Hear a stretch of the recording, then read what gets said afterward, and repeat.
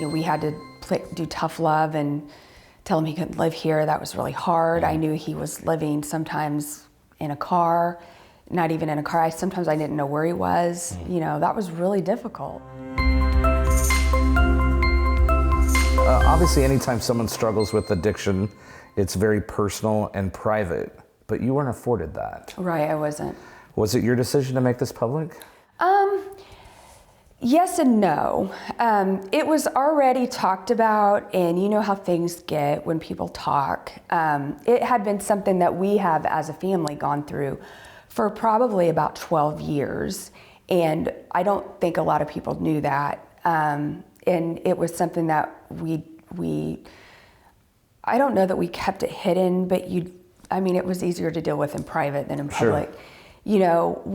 When we came out, when we decided to talk about it, the reason that we did was we wanted the people to hear the whole story, the true story, and we also wanted people to realize that, hey, this kind of stuff, no one is exempt from going through this.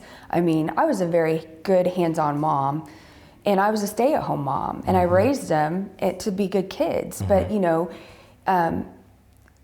you just hope that they make the right decisions, and they don't always make the right decisions. So if someone was new to the community and they were watching this and they don't know what we're talking about, could you just say briefly what addiction struggle we're talking about your son? Yes, so my son, my oldest son, had an addiction problem that he was addicted to opioids and pain medicine and things like that. So that was something that he struggled with for many years. He was homeless.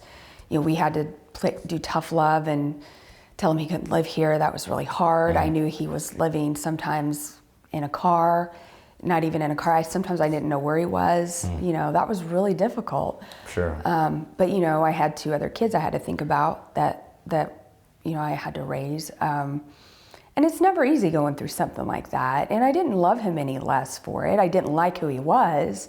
But I think I wanted people to understand that, it's because when you're a parent, you're going through it, you really feel like everyone knows, but really no one does. But you go to Walmart and you feel like everybody's looking at you and they know that you're the parent of an addiction kid.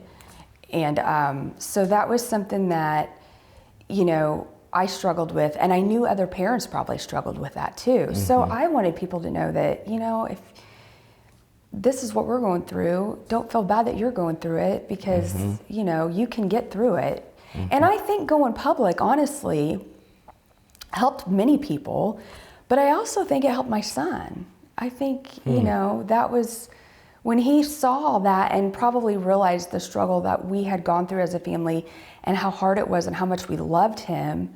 I think that was something that he finally saw, because he's doing great now. It's like a night and day difference. Wow, that's great. First time this was the first Christmas that we spent with him. Wow. It was this last Christmas. That's great. Yeah, and I have a family photo of all 3 of my kids. First time I've had them all 3 together, probably in 6 or 7 years. Wow. To get a picture, so. So the end result of that being made public, you and Brian doing the interview, it's all worked out in the end. Yeah, it did. It really did. I think sometimes you go through fires to get through to good things, and you wonder why you're going through it. But my mission was mostly, I wanted people to understand that it's, you have somebody, and I had people reach out to me and talk to me about it.